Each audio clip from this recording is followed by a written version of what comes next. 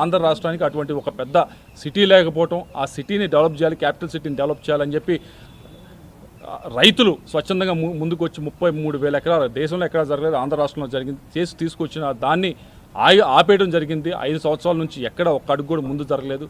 దాన్ని ఈరోజు ఏదైతే ముఖ్యమంత్రి గారు వచ్చి మొన్న ప్రధానమంత్రి గారిని ఫైనాన్స్ మినిస్టర్ గారిని అడగడం జరిగింది. మేము ఈ క్యాపిటల్ని డెవలప్ చేద్దాం అనుకున్నాం, అమరావతిని ముందు తీసుకెళ్దాం అనుకున్నాం. దీనివల్ల చాలా రాష్ట్ర ప్రజలకే కాదు దేశ ప్రజలకు కూడా చాలా ప్రయోజనాలు ఉన్నాయని వివరించడం జరిగింది. దీనివల్ల దేశ ప్రగతిలో మేము కూడా భాగస్వామ్యం అవుతామని చెప్పడం జరిగింది. దాన్ని ఆయన ఆమోదించి ఈరోజు అమరావతికి 15,000 కోట్ల రూపాయలు గ్రాంట్ లాగా ఇవ్వటం అనేది చాలా అభినందనీయం. తప్పకుండా వచ్చే సంవత్సరాల్లో మరింతగా ఫండ్ తెచ్చేదానికి మేము ప్రయత్నిస్తాం. దీన్ని ముందు తీసుకెళ్లేదానికి అన్ని ప్రయత్నాలు చేస్తాం. గతంలో ఎప్పుడూ లేని విధంగా నరేగా ప్రోగ్రామ్ దేశంలో ఇంప్లిమెంట్ అయిన తర్వాత 2014 నుంచి 19 వరకు ఆంధ్రప్రదేశ్కి అత్యంత ఎక్కువగా నిధులు తీసుకెళ్లారు. ఈసారి కూడా దాదాపు 86,000 కోట్ల రూపాయలు నరేగా కేటాయించారు. దాన్ని ఎట్లా ప్లాన్ చేస్తారు? ఈరోజు మీరు చూసుంటారు, స్టాటిస్టిక్స్ నిన్న వచ్చిన ఎకనామిక్ సర్వే దానిలో చూసుంటారు. అత్యధికంగా గడిచిన 5 సంవత్సరాల్లో మీరు చూసుంటే నరేగా కింద ఏదైతే ఎక్కువగా డెవలప్ అయిన స్టేట్స్ ఉన్నాయో, ఎక్కువగా డెవలప్ అయిన స్టేట్స్ తమిళనాడు కానీ ఎక్కడైతే పవర్టీ తక్కువ ఉందో, కేరళ కానీ ఎక్కడైతే పవర్టీ తక్కువ ఉందో వాళ్ళు ఎక్కువ ఫండ్స్ తీసుకెళ్లారు. ఆంధ్రప్రదేశ్కి బ్యాక్వర్డ్ స్టేటు, అటువంటి బ్యాక్వర్డ్ అంటే డెవలప్ కాని స్టేటు, అలానే దానికి సంబంధించి ఏది కొత్తగా ఫామ్ అయిన స్టేట్, అటువంటి స్టేట్కి గడిచిన 5 సంవత్సరాల్లో కూడా ఎటువంటి నరేగా ఫండ్స్లో గ్రోత్ లేకుండా అక్కడే పడేసిన గొంగల్లాగా ఉంది. ఎందుకు అంటే స్టేట్ గవర్నమెంట్ వైపు నుంచి కూడా కొద్దిగా కాంట్రిబ్యూషన్ చేస్తే మంచిగా ఎక్కువ ఫండ్స్ తీసుకొచ్చే పరిస్థితి ఉండేది. కానీ అది తీసుకురాలేకపోయారు లాస్ట్ 5 సంవత్సరాల నుంచి. దానివల్ల ఏదైతే విలేజ్ ఇన్ఫ్రాస్ట్రక్చర్ కానీ మండల ఇన్ఫ్రాస్ట్రక్చర్ కానీ ఏదైతే డెవలప్మెంట్ అవ్వాలో అది ఒక్క అడుగు కూడా ముందుకు వెళ్ళలేదు. దానికి ముందుకు తీసుకెళ్లే భాగంగా ఈరోజు నరేగా 86,000 కోట్లు ఉంది. డిమాండ్ రెవెన్యూ అది 1,00,000 కోట్లైనా అవుద్ది, 1,20,000 కోట్లైనా అవుద్ది. మనం ఎంత అడిగితే మనం ఎంత తెచ్చుకుంటే అంత ఎక్కువ వస్తుంది. దానికి అన్ని ప్రయత్నాలు చేస్తాము. వచ్చే 5 సంవత్సరాల్లో దేశంలో మూడో స్థానం కంటే పైన ఉండేదానికే నరేగా ఫండ్స్ తెచ్చే దాంట్లో ఆంధ్ర రాష్ట్రం ఉంటుందని మేము తెలియజేసుకుంటాం. సార్, మీరు అడిగినవన్నీ వచ్చినాయి బడ్జెట్లో, అంటే మీరు చంద్రబాబు నాయుడు గారు ఆల్రెడీ వచ్చి మ్యాక్సిమం మన స్టేట్ తాలూకా ఇష్యూస్ ఏవైతే ఉన్నాయో అవన్నీ కూడా ఒక రకంగా అడ్రస్ చేయడం జరిగింది. దానికి సంబంధించి ఏవైతే నిధులు కేటాయింపులు ఉన్నాయో అది కూడా చాలా పెద్ద హృదయంతో అవన్నీ కూడా కేటాయించడం జరిగింది. అందులో మీరు గ్రహించాల్సినటువంటి విషయం కూడా భవిష్యత్తులో దీనికి అవసరాల మేరకు ఇంకే అయితే కార్యక్రమాలు చేయాలో దాని గురించి కూడా ఖచ్చితంగా కేటాయింపులు చేస్తామన్న హామీ ఇచ్చారు. సో ఈరోజు కేటాయింపులు చేసినప్పుడే రాష్ట్రంలో ఒక విశ్వాసం, కేంద్ర ప్రభుత్వం మనకి సహకారం అందిస్తుంది, కేంద్ర ప్రభుత్వం మన గురించి బడ్జెట్లో ఇన్ని అంశాలు ప్రవేశపెట్టింది, అదే పెద్ద నమ్మకంతో కూడినటువంటి విషయం. కాబట్టి భవిష్యత్తులో ఇంకేవైతే అవసరాలు ఉన్నాయో దాని మేరకు ఖచ్చితంగా సహకారం అందుతుందన్న దానికి ఎక్కడ కూడా ఎటువంటి సందేహం కూడా మనకు అవసరం లేదన్న విషయం కూడా తెలియజేస్తుంది. కేవలం ఏపీ ప్రజల జీవనాడే కాదు, ఎంటైర్ కంట్రీకి ఆహార భద్రతకు పోలవరం ప్రాజెక్టు తాలూకా స్ట్రెంగ్త్ ఏంటో అనేది నిర్మలా సీతారామన్ గారు ఆవిడ మాటల్లోనే తెలియజేశారు. రాష్ట్రం కాదు దేశానికి సంబంధించి ఆహార భద్రత సమస్యను కూడా అది తీర్చే విధంగా ఈ యొక్క ప్రాజెక్టు తాలూకా శక్తి ఉంటుందని చెప్పడం అనేది నిజంగా మనం ఆంధ్రప్రదేశ్ తరఫున గర్వించదగ్గ విషయం. అలాంటి ప్రాజెక్టు మన రాష్ట్రంలో అవుతుందనంటే రేపు దేశం మొత్తం కూడా గర్వించే స్థాయిలో ఆ ప్రాజెక్ట్ ఉండబోతుందనంటే అది నిజంగా మన అందరం చేసుకున్నటువంటి అదృష్టంగా భావించాలి. దానితో పాటు ప్రాజెక్టును కూడా టైం బౌండ్ మేనర్లో కంప్లీట్ చేస్తామన్నదే మన అందరి తాలూకా ఆలోచన. చంద్రబాబు నాయుడు గారు కానీ, పవన్ కళ్యాణ్ గారు, నరేంద్ర మోదీ గారు వాళ్ళందరూ కూడా ఎన్నికల్లోకి వెళ్ళినప్పుడు ఏం చెప్పారు? ఈ యొక్క పోలవరం ప్రాజెక్ట్ని టైం బౌండ్ మేనర్లో పూర్తి చేసుకోవాలని. దానికి అనుగుణంగా 60 రోజులలో వచ్చినటువంటి బడ్జెట్లోనే ఇన్ని అంశాలకి ఒక సమాధానం దొరికిందనంటే చాలా హర్షించదగ్గ విషయంగా నేను భావిస్తున్నాను.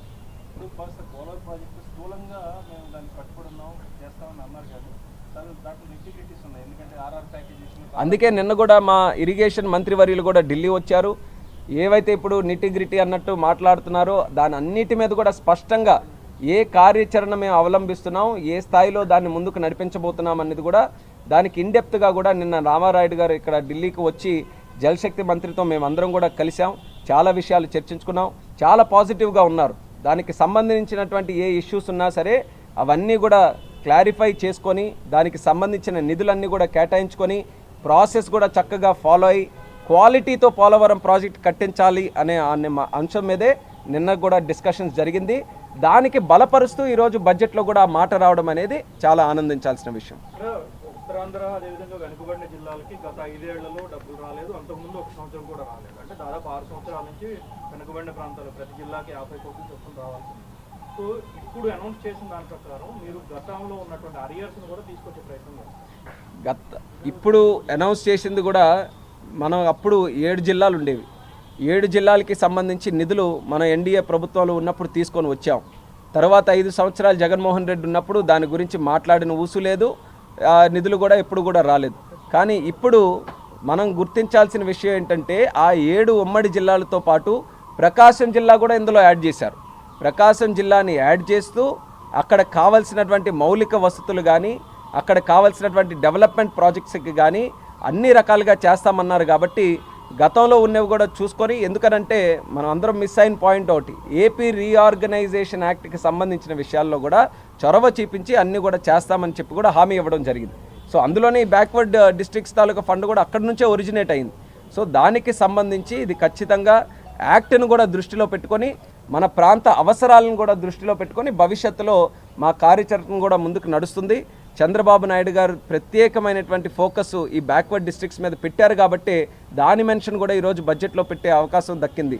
సో దానికి అనుగుణంగా భవిష్యత్తులో ఏ స్కీమ్స్ ఎలాగ ఇంప్లిమెంట్ చేయాలన్న దాని మీద మరి చర్చించుకొని కేంద్ర ప్రభుత్వంతో నిర్ణయాలు తీసుకుంటాం. మనకి 3 రకాలైనటువంటి ఇండస్ట్రియల్ కారిడార్లు, ఒకటి వైజాగ్ చెన్నై బెంగళూరు, అట్లనే హైదరాబాద్ బెంగళూరు, ఈ 3 రకాల ఇండస్ట్రియల్ కారిడార్లు వస్తున్నాయి. 3 రకాలైనటువంటి కారిడార్లో రకరకాల నోట్స్, వీటిని ఉపయోగించుకోవడానికి మన దగ్గర ఉన్నటువంటి ప్రణాళిక. దీని గురించి స్టేట్ గవర్నమెంట్ ముఖ్యంగా చేయాల్సినటువంటివి రోడ్స్ కానీ పవర్ కానీ లేకపోతే స్టేట్ సైడ్ నుంచి ఆఫర్ చేయాల్సినటువంటి కొన్ని ఎమ్యూనిటీస్ ఉన్నాయి.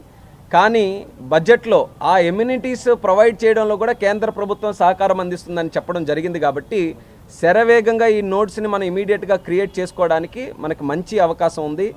నోట్స్ ద్వారా అక్కడ ఎకనామిక్ యాక్టివిటీ పెరుగుతుంది. నోట్స్ కూడా మీరు చూసుకుంటే కంప్లీట్గా సిటీస్ అనే కాకుండా కొంచెం సెమీ అర్బన్గా సెమీ రూరల్గా ఉన్నటువంటి ప్రాంతాల దగ్గరలో మనం పెట్టి అక్కడ ఉన్నటువంటి జిల్లాలకి ఆ ప్రాంతాలకి కూడా మంచి ఎకనామిక్ యాక్టివిటీని బూస్ట్ చేసే విధంగా కొప్పర్తి కానీ ఓర్వకల్ కానీ నోట్స్ను కూడా మనం సెలెక్ట్ చేసుకున్నాం. అది వీలైనంత త్వరలో కేంద్ర ప్రభుత్వం తాలూకా సహకారం తీసుకొని అవన్నీ కూడా స్టార్ట్ చేస్తాం. ఇంకొకటి, ఆంధ్రప్రదేశ్ ఉన్నటువంటి అతి గొప్ప వ్యవహారం కోస్టల్ కారిడార్.